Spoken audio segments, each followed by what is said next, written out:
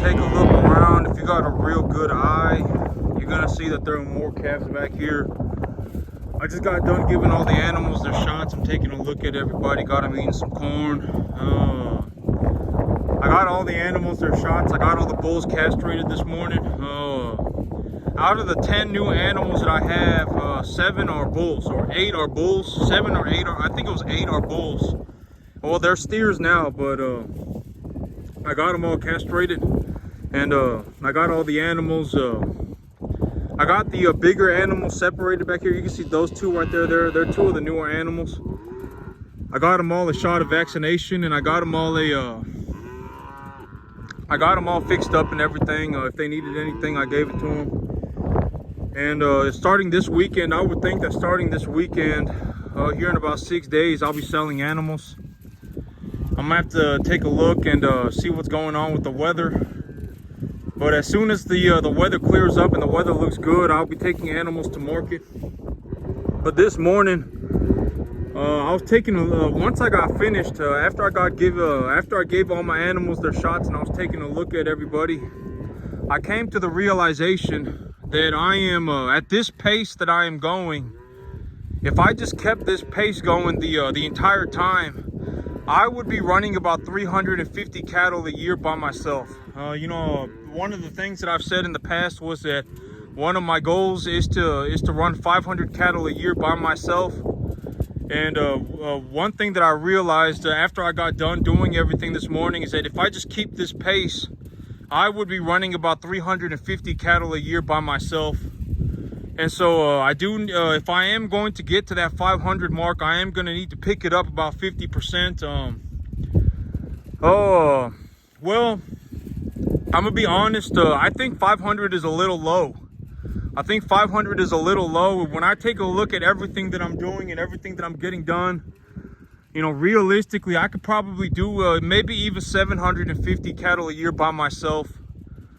And I was running the numbers yesterday on my farm, and I think that if I keep my population of my field at about 45, 50, I'll make about $60,000 a year of net profit on my 10-acre farm.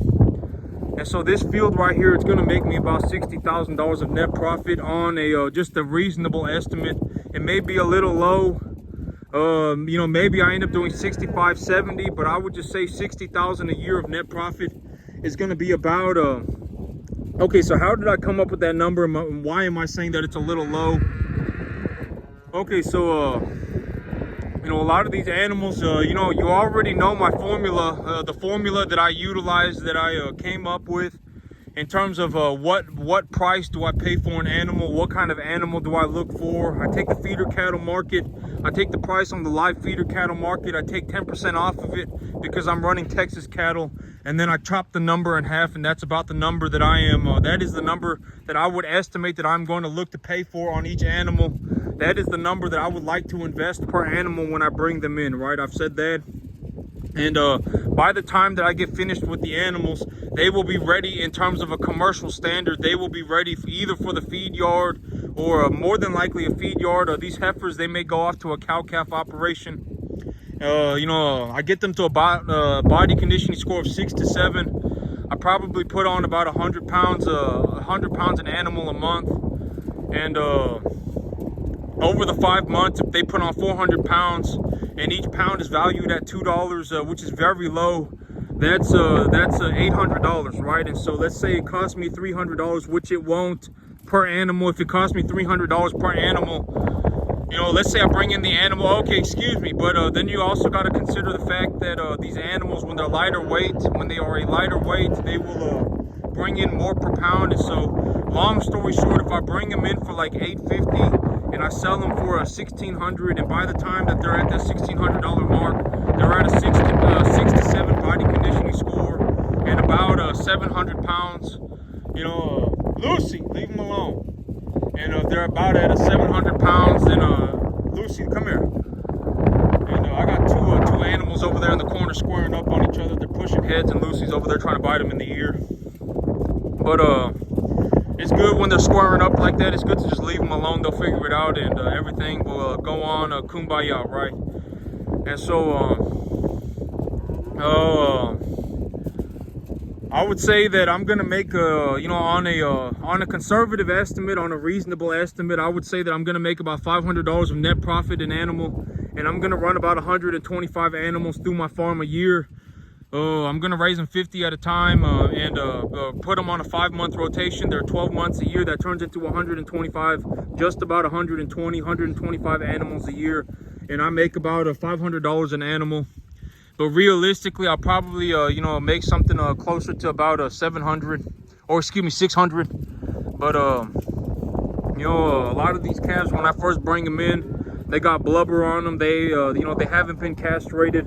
A lot of work needs to be done. This is something that's a very I think that's a good a way for people to think in terms of a cattle business. Or in terms of any business. All honesty, it doesn't just have to be cattle. But when I go into business, what I'm looking for are assets that are tax deductible. I need assets that are tax deductible. So if I purchase cattle, I can deduct them off of my taxes, right? I can deduct the cost of the animals on my taxes, right? And so I'm looking for a tax deduction, and I'm also looking for an opportunity to appreciate the asset. And so if I bring in this cow, if I bring in this animal, if I bring in this bull, and I castrate the bull, and I raise the bull's weight by 500 pounds by feeding it grass that I grow for for $10 an animal. If I invest $10 an animal, I can grow enough grass to feed 75 cattle to obesity, right? And so if I invest $700 a month, I have the capacity to grow 5,000 pounds of beef. And if I invest the $700 and I grow 5,000 pounds of beef, and for each pound of beef I make $2, then I am making a drastic return on the money that I am investing. So my assets are appreciating, right? And they are appreciating, and they are appreciating because of my efforts, right? My labor is getting me paid, and it's getting me paid a lot because I'm very good at what I do. And so those are the things that I'm looking for in terms of business. When it comes to business, I'm looking for assets that are tax deductible, and I'm looking to appreciate the assets at a rate that is valuable for my time, right? Because it's like let's say I sit here and I work I work my 50 hours a week on my cattle, and then I go and I work 50 hours a week on my job. Realistically, it's probably gonna be closer to about 60 on my cattle and about 50 at my job. And if I do that, then for the 60 hours a week that I'm working, I'm looking to get paid, right? And I would say that I'm gonna make somewhere around $60,000 to $70,000 a year on my field. And when I talk about money, I'm not like trying to be like, oh, I make 60, 70 grand. I'm just giving you the realistic information. I'm just giving you information for what it is, right? I make about $60,000, $70,000 a year of net profit on my 10-acre field running commercial cattle. In terms of the overall broader market, I am probably in one of the top percentiles for how much money is made per acre on a commercial farm, on a commercial cattle farm. And and this is also one thing that I don't mean to sound like a horrible person, but I'm just gonna say it because I feel like it needs to be said. But one of the things when I say rich rubs off, right? Well, and you should look to surround yourself with rich people. Here's a very good way to put it. Like me, I've said, oh man, I'm gonna run 500 cattle a year by myself. If I talk to somebody who can't even run 5 cattle, if they can't even run 10 cattle, if they can't even run 20 cattle, what do you think that they're gonna say to me when I tell them that I'm gonna run 500 a year by myself, right? They're gonna say, oh, that's impossible, you can't do it, how are you gonna do that? Oh my God, you should, you're crazy, what are you doing? But then if you go and you talk to me and it's like, oh, if I just keep this pace, I haven't even been, in all honesty, it's not like this, I have the capacity to do more. I do have the capacity to do more. And if I just kept this pace, I would be running about 350 cattle a year by myself, right? If I just kept this pace, it would be about 350 cattle a year that I would be running by myself. And so if you talk to me and you said, oh, I'm gonna run 500 cattle a year by myself, I would say, yeah, I mean, that's not bad. I mean, realistically, it's like I honestly think I could run about 750, and you know, 500 is not a bad number, right? 500 is not a bad number. It's very doable if you know what you're doing. You know, you should go for it. I mean, if you run 500 cattle a year and you make $500 an animal, you can make a 250,000. You can make $250,000 a year, and that'd be very good. I mean, that'd be very good. You can make $250,000 a year, and you can just call it a day, right? I mean, even at $250,000 a year, if you talk to me about that, you know, it's like if that's all you wanted to do, if you were okay with just bringing home $250,000 a year, that's perfectly fine. I mean, that's very good, and you should go and do that. You know, even at half that number, you're probably gonna have so much money that you don't even know what to do with it, right? And so, you know, like even me on my 10-acre field running 120 cattle a year, I'm probably gonna pull something like $60,000-$70,000 a year. If I fourfolded that number, it'd be about $250,000 a year. I mean, yeah, I mean, if you talk to me and you said, oh man, I want to run 500 cattle a year by myself, if you spoke to me, I would say, yeah, that's reasonable, right? I mean, it's not going to be impossible. It's a very reasonable goal. I mean, if you understand that you're going to have to work 7 days a week, and if you have the skill set that is required to do it, you know, if I spoke to you and you objectively had the skill set to do it, and you were capable of doing it, I would say it's a very reasonable goal, right? It's a very reasonable goal. But like, let's say, you know, like you say you want to run 500 cattle a year. Let's, you know, like me, you know, I say I want to run 500 cattle a year. That was my goal before, but when I look at it now, realistically, I could probably do about 750, right? If I just kept this pace, I'd be running about 350 cattle a year. I mean, just doing it at this pace, right? And I'm only on 10 acres. You know, if I bought, let's say I bought, you know, 100 acres, whatever, you know, I could probably even run more than 500 cattle a year. If we're just going to be completely honest, right? I could probably do more than 500 a year by myself. You know, I mean, realistically, it's, you know, and so that's what I also meant by I probably will not need any help until I get to about $250,000 to $500,000 a year by myself. I can do everything by myself up until about that point. I can go and handpick my own cattle from the sale barn. I can do 99% of the veterinary work. I can take my own soil data. I can grow my own grass. I can work on my own business plan. I can create my own investment portfolio. Up until about $250,000 to $500,000 a year, I can practically do everything by myself. And this is what I've been trying to show people. You know, you do not need help. If you honestly think you're gonna wake up tomorrow and someone's gonna hold your hand like they're your mama, I mean, it's just not going to happen. I mean, you are going to have to do it yourself, more than likely. And if you do not want to do it yourself, you know, you should probably not start a business. I'm just going to be honest. You would probably make more money and be objectively happier. Objectively, you will probably just get more out of life if you just went and got a job and invested like in a Roth IRA and bought yourself a home and, invested somewhere else. You should not invest into a business. Into your own business, you can invest into another person's business. Like you can buy equity via the stock market, right? I mean, something like that, and you also get your tax benefits and whatever it may be. You know, you got to understand that up until about, you know, like if I'm just going to speak from my own two shoes, because, you know, it's like me, I'm doing it, right? Like me, I wake up every single day and I go and do it. If you spoke to me, if you asked me, man, you know, I'm looking to start a business, what should I do?